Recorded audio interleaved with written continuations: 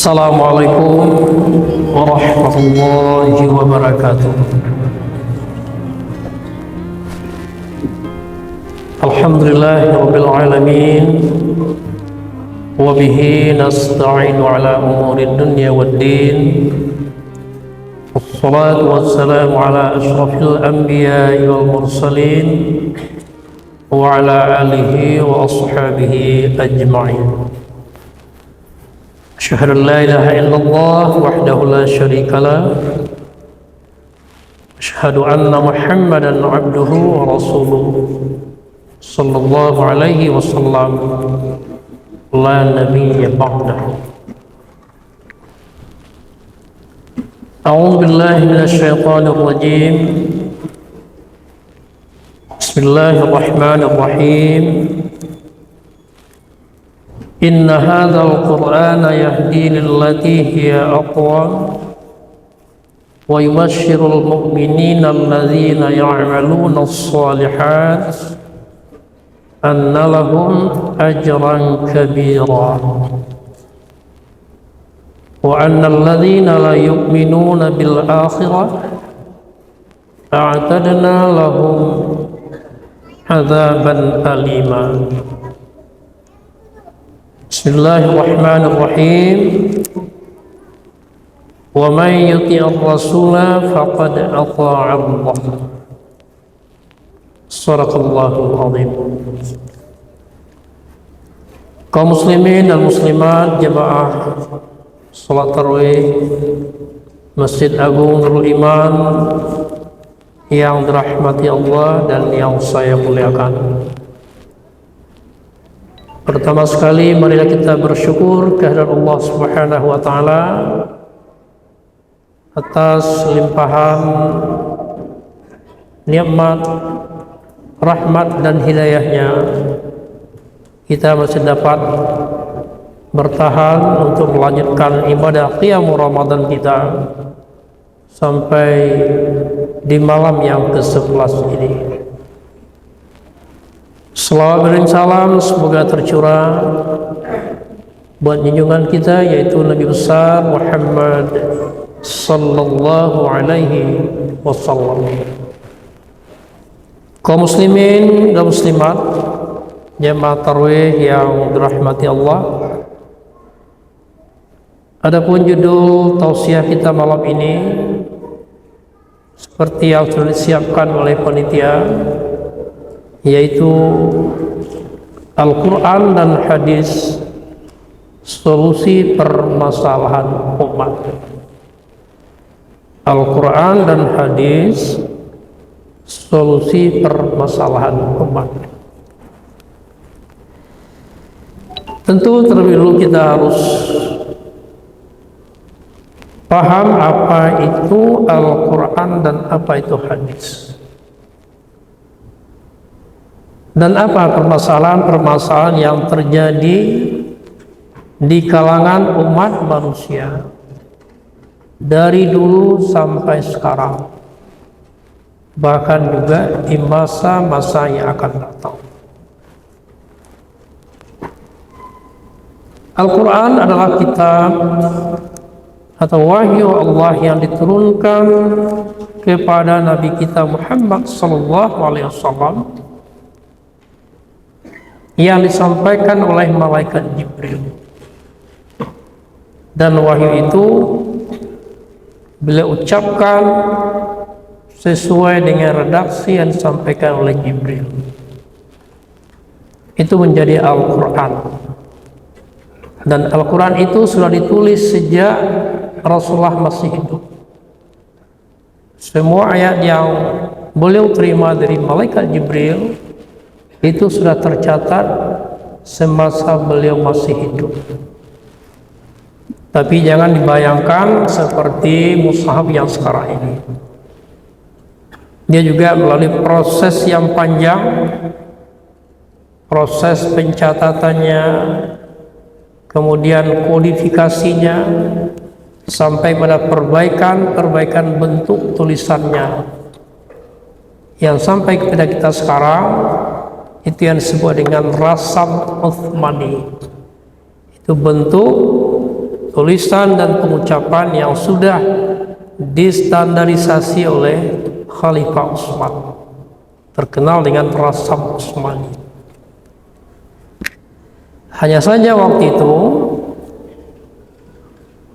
ayat-ayat Al-Quran itu belum memiliki tanda baca atau syakal, belum ada titik, belum ada baris, tapi umat Islam Arab dia bisa membaca. Pembubuhan tanda titik dan baris itu baru di zaman Ali bin Abi Thalib, sehingga bisa kita bedakan huruf-huruf dari lambang yang sama tapi berbeda ucapannya. Misalnya ba, ta, tha itu sama lambangnya, yang bedakan ada titik. Satu titik di atas bisa jadi nun dia, kasih dua di bawah bisa jadi ya dia, tiga di atas bisa jadi tha dia. Dulu belum seperti itu. Itu ya sadat taza. Nah, zaman Ali baru diberi tanda dan baris itu. Karena umat Islam telah meluas keluar Jazirah Arab, nanti dikhawatirkan mereka ragu membaca lambang huruf yang sama itu. Jadi proses penulisan itu juga mengalami proses yang panjang. Sampai ke kita sekarang itu boleh dikatakan udah final. Tidak ada lagi perubahan tanda baca, titik dan baris itu. Apa fungsi Al-Quran itu?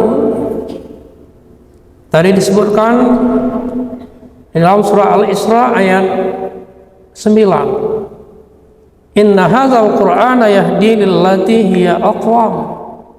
Al-Quran ini menuntun kepada jalan yang paling lurus. Kebenarannya bersifat mutlak. Tidak lakal dek pandai dak lapuk dek hujan. Kalau cuman pikiran kita mungkin belum bisa memahami secara keseluruhan. Apa yang dikatakan Al-Quran benar, dia akan tetap benar sampai akhir zaman. Karena itu Al-Quran tidak hanya bicara tentang masa ketika Al-Quran itu diturunkan, tidak hanya mengantisipasi persoalan-persoalan yang terjadi pada masa yang diturunkan, tapi dia juga sudah memprediksi apa yang akan terjadi di masa yang akan datang. Dia bercerita tentang masa lalu, dia juga meramalkan, tapi bukan ramalan. Dia bisa memprediksi apa kemajuan-kemajuan yang akan dicapai oleh umat manusia di masa yang akan datang. Kemudian hadis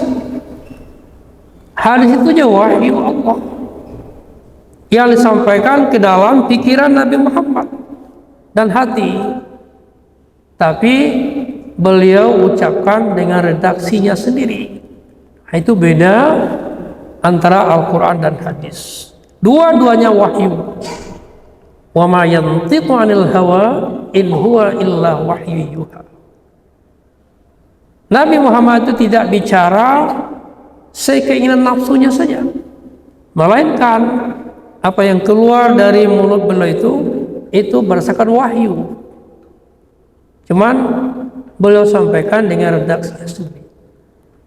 Karena itu akan beda rasanya kita mendengar ayat Al-Quran dengan mendengar hadis Nabi.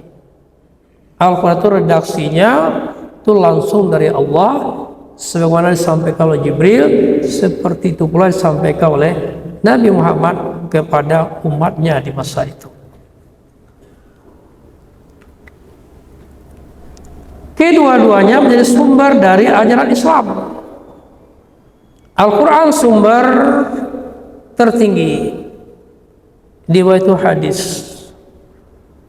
baru ijtihad, lalu ada sunnah. Ya, apa beda sunnah dengan hadis? Apa kesamaannya? Ya, sunnah dan hadis substansinya sama. Itu segala yang datang dari Nabi Muhammad SAW. Sunnah itu segala yang dibiasakan oleh Nabi Muhammad, bisa berbentuk qauliyah, ucapan-ucapan beliau, bisa dalam bentuk fi'liyah, perbuatan-perbuatan yang beliau contohkan, dan bisa juga dalam bentuk takririyah. Takrir itu beliau mendiamkan sesuatu, orang berbuat di depan beliau yang tidak disuruh, maka ulama sepakat mengatakan itu pertanda boleh. Kalau Nabi mendiamkan sesuatu, hal yang baru dilakukan orang, Nabi tidak melarang, berarti itu boleh. Kalau itu terlarang, pasti Nabi akan melarangnya. Contoh, satu kali Rasulullah kedatangan tamu dari negeri yang jauh, seorang laki-laki. Dia ingin bertemu langsung dengan Rasulullah. Ketika dia sedang ngobrol dengan Rasulullah, dia keluarkan sejenis makanan dari kantongnya, dari daging. Dia ajak Rasulullah makan, Rasulullah diam. Dia terus makan. Hanya komentar Rasul, sayang jenis hewan itu tidak ada di sini. Apakah dengan tidak maunya Nabi diajak makan menandakan makanan itu haram atau halal? Dalam keadaan diam seperti itu, ulama sepakat mengatakan itulah takrir. Diamnya Rasulullah menandakan itu boleh. Nah, ketiga-tiga itulah yang disebut sunnah dari segi bentuk. Kemudian muncul pertanyaan, apakah setiap yang dikerjakan Nabi harus kita ikuti? Wajib kita ikuti? Atau baik kita ikuti? Nah, di sini ulama mengatakan ada perbuatan-perbuatan Nabi yang berimplikasi kepada hukum agama. Dari situlah lahirnya nanti hukum yang perintah ada dua tingkatannya. Harus dikerjakan, telah wajib. Lebih baik dikerjakan, tidak dikerjakan tidak apa-apa, tidak bersunat. Larangannya juga dua tingkat, mesti ditinggalkan, tidak boleh tidak, namanya haram. Lebih baik ditinggalkan, tapi kalau dikerjakan tidak apa-apa. Seperti bicara untuk ditinggalkan lebih baik, makruh. Ada yang netral, tidak ada suruhan, tidak ada larangan, tidak ada soal dosa pahala, mubah namanya. Itu yang tasyri'iyah, ucapan dan perbuatan Nabi yang berimplikasi kepada hukum. Tapi ada juga perbuatan Nabi itu tidak ada berimplikasi kepada hukum agama. Boleh kita tiru, boleh salah gitu, sepanjang tidak dilarang. Tapi ada yang dilarang. Apa contohnya? Nabi beristri 9, nah itu kita umatnya dilarang. Kita boleh poligami itu sampai 4, itu dengan syarat-syarat yang ketat. Kasus Ghailan, seorang sahabat, dia baru masuk Islam, namanya Ghailan. Setelah dia bersyahadat, ditanya oleh Rasul, "Hai Ghailan, coba kau terus terang dengan aku, istrimu berapa?" 9 ya Rasulullah. "Amsik arba'an, farid sairahunna." Pegang 4, ceraikan yang lainnya. Ini menunjukkan bahwa batas umatnya boleh poligami 4. Kalau semua perbuatan Rasul ditiru, berarti kita boleh pula 9, tapi ada yang khusus untuk dirinya. Sudah itu ada kebiasaan-kebiasaan Nabi yang berkaitan dengan hobi. Menurut Yusuf Qaradawi itu tidak termasuk tasyri'iyah. Contohnya, Nabi menyukai makan roti dari gandum. Kita orang Indonesia makan nasi. Kalau ikut sunnah, tentu kita makan roti pula, tapi itu tidak ada kaitan dengan hukum. Itu tidak masuk tasyri'iyah. Nah, begitu juga hobi-hobi beliau yang tidak ada kaitan dengan agama. Jadi kita harus membedakan. Tidak semua yang dikerjakan Nabi harus pula kita tiru, karena ada yang tasyri'iyah dan ada yang ghairu tasyri'iyah. Lalu apa kaitan antara sunnah dengan hadis? Sunnah itu yang melekat di diri Nabi, yang beliau ucapkan, yang beliau kerjakan, yang beliau diamkan. Ketika itu dilaporkan orang, disampaikan, itu namanya hadis. Hadis itu artinya kabar atau berita. Udah disampaikan orang kepada kita, nah itu hadis. Karena itu sifatnya kabar atau berita, maka ulama sangat hati-hati. Karena kebenaran berita itu bisa saja berubah oleh si pembawanya. Kalau dibawa oleh orang yang tidak benar, bisa berubah. Benar dari hulu, dibawa oleh orang pembohong, bisa tidak benar sampai di hilir. Tapi kalau dibawa oleh orang jujur, sampai di hilir dia juga akan benar. Karena itu perlu penelitian-penelitian tentang hadis Nabi, sehingga lahirlah grade-nya. Ada yang mutawatir, ada yang ahad, ada yang sahih. Sahih itu ada yang masyhur, bahkan ada hadis-hadis yang dianggap dhaif, bahkan ada hadis-hadis yang dianggap hadis mardud yang tertolak. Lemahnya sebuah hadis bukan berarti ucapan Rasulullah yang lemah, tapi proses transmisinya itu kepada kita mengandung masalah. Mungkin dibawa oleh yang pembohong, atau dia tidak sengaja berbohong tapi dia pelupa. Maka ada 5 syarat yang dibuat oleh Imam Bukhari tentang kesahihan hadis. Pertama, sanadnya itu berlanjut terus, an dari Nabi, diterima oleh Ibnu Umar. Ibnu Umar menyampaikan pada si A ke si B, B ke si C, C ke si, sampai pada Imam Bukhari. Bisa saja jarak antara sanadnya itu 1 generasi. Itu yang pertama. Yang kedua, orang yang bawa itu harus orang yang jujur dan berpribadian yang baik, tidak suka berbohong, bahkan tidak suka berkelakar. Yang ketiga, dia kuat ingatannya. Walaupun dia jujur tapi ingatannya lemah, bisa berita itu berubah sampai ke kita. Jadi 3 itu berkaitan dengan si pembawanya. 2 lagi itu baru berkaitan dengan isi hadis. Tidak terdapat kata-kata yang aneh yang tidak dikenal di dalam bahasa Arab. Kemudian isinya tidak boleh bertentangan dengan Al-Quran. Kalau Al-Quran mengatakan A, hadis mendukungnya, tidak bertentangan. Tapi ingat, kadang-kadang hadis datang memberikan pengecualian. Kadang-kadang dia menjelaskan, merinci. Terkadang juga membawa hukum baru yang tidak disebutkan dalam Al-Quran. Apa contoh yang menjelaskan dan merinci itu?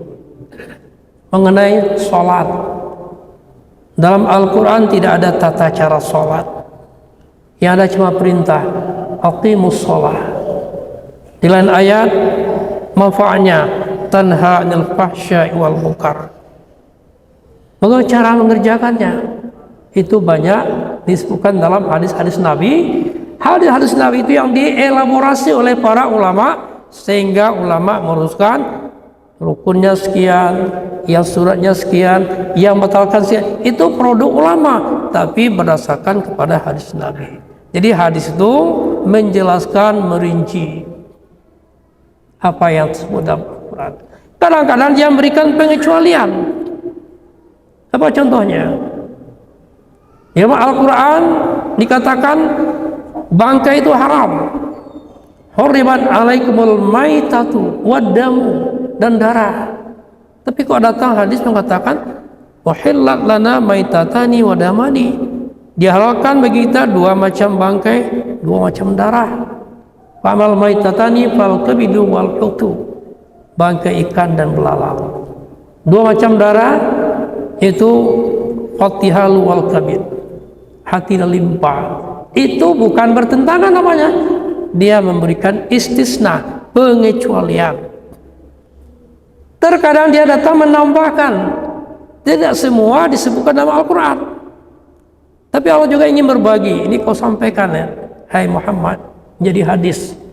Contohnya dalam Al-Quran, makanan yang haram, binatang yang haram itu cuma babi. Tidak ada lain dari babi. Tapi apakah babi saya haram? Tidak. Bagaimana dengan daging anjing, daging kucing, daging ular? Nah, datang hadis mengatakan diharamkan setiap hewan yang bertaring atau jenis burung yang bercakar untuk membunuh mangsanya. Dalam hal ini fungsi sunnah atau hadis itu menambahkan atau al-munsyi'ul hukm, menambahkan hukum baru yang tidak tertera dalam Al-Quran. Nah, oleh karena itu sesuai dengan judul kita tadi, Al-Quran dan hadis itu dapat dijadikan solusi terhadap persoalan-persoalan yang muncul di tengah-tengah umat, baik dulu, sekarang, maupun yang akan datang. Kenapa? Karena kebenaran yang terdapat dalam Al-Quran sifatnya universal. Apa contohnya? Dilarang berbohong. Semua agama melarang itu. Semua bangsa pasti tidak suka dengan kebohongan itu. Di dalam berdagang jangan mengicuh, ya. Wailul lil mutaffifin, neraka wail untuk orang yang berbuat curang. Kecurangan apa yang dimaksud dalam ayat itu? Baca selanjutnya. Allazina izaqtalu 'alan nas yastawfun. Itu ketika dia menakar atau menimbang dari orang lain, ketika dia membeli, dia sempurnakan timbangannya. Dia gunakan timbangan yang akur. Wa iza kaluhum aw wazanuhum yukhsirun. Tapi ketika dia menjual untuk orang lain, dia gunakan timbangan yang lemah untuk cari untung. Itu adalah pesan universal. Semua orang pasti tidak mau dicurangi. Semua bangsa pasti akan mencela praktek-praktek curang itu. Maka sekarang muncul ekonomi syariah. Itu ekonomi yang diselenggarakan sesuai dengan petunjuk Al-Quran dan hadis. Disinilah buktinya kebenaran Al-Quran itu bisa juga untuk masalah-masalah yang terjadi di masa yang akan datang. Ekonomi syariah itu ilmunya bukan ilmu baru. Ilmu tetap ilmu ekonomi biasa. Tapi bagaimana memasukkan nilai-nilai dan norma-norma Islam dalam penyelenggaraan ekonomi itu? Secara singkatnya, ekonomi syariah itu ekonomi anti maghrib. Maghrib itu bukan waktu, singkatan. Maisir. Maisir itu judi. Jangan ada unsur-unsur judi di dalam transaksi ekonomi itu. Yang kedua, gharar. Jangan ada unsur-unsur penipuan, baik mutu barang maupun alat ukur, takaran, meteran, timbangan. Jangan ada kecurangan-kecurangan di situ. Termasuk juga gharar dalam akad yang berbelit-belit tapi hanya menguntungkan sepihak, nasabah yang dirugikan. Dijanjikan dalam akad begini, tapi ketika diklaim, oh rupanya berbeda. Itu gharar namanya. Dan itu juga tidak jarang terjadi di dunia perasuransian. Saya tidak sebut asuransi apanya. Orang menyebut itu astuti, asuransi tukang tipu katanya. Waktu janjinya bagus, ketika diklaim berubah ceritanya. Hal-hal yang seperti itu yang diantisipasi di dalam ekonomi syariah itu. Jadi syariah itu bukan hanya label. Sekarang kan orang sangat getol menggunakan syariah, bank syariah, pegadaian syariah, hotel malah juga syariah, penginapan syariah. Syukur alhamdulillah kalau ada tekad untuk menerapkan nilai-nilai ajaran Islam di dalam penyelenggaraan ekonomi, di dalam berbisnis itu. Kaum muslimin dan muslimat yang saya muliakan, kemudian banyak lagi sunnah Rasulullah yang mungkin belum sempat kita terapkan dalam kehidupan kita sehari-hari. Tentu tak mungkin saya akan sampaikan dalam waktu yang terbatas ini, hanya sekedar contoh. Nabi katakan, antum a'lamu bi umuri dunyakum. Nabi tidak menguasai seluruh persoalan, tapi yang umum-umumnya. Ketika beliau datang ke suatu desa, beliau melihat seorang petani sedang mengerjakan sesuatu. Ditanya Rasulullah, ini apa yang kau kerjakan ini? Jawab petani itu, aku coba mengawinkan korma unggulan, korma biasa kepada jenis korma unggulan, supaya jenis korma biasa ini unggul pula nanti. Apa komentar Rasulullah? Antum a'lamu bi umuri dunyakum. Kau lebih tahu urusan duniamu. Artinya itu adalah bidang kamu. Berarti Rasulullah itu menghargai ilmu seseorang, menghargai profesi seseorang. Itu artinya bahwa sunnah Rasulullah itu dapat mengantisipasi perkembangan yang akan terjadi.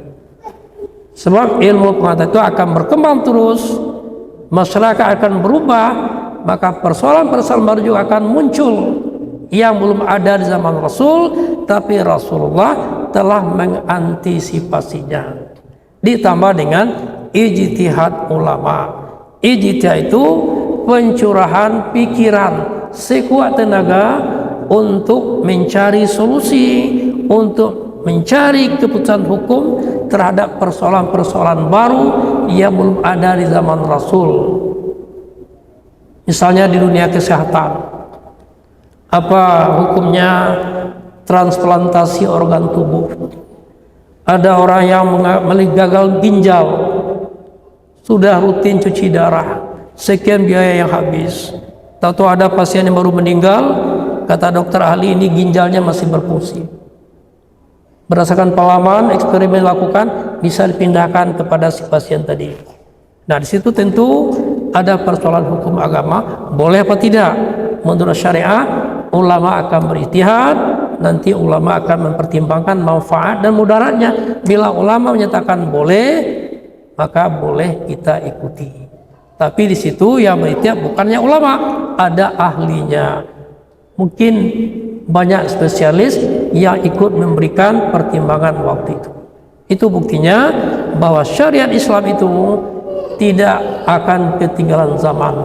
Syekh Zaki Yamani, mantan menteri minyak Arab Saudi, dia pernah menulis sebuah buku Asy-Syari'atul Khalid wa Mushkalatul Asri, syariat Islam yang abadi dan masalah-masalah kontemporer.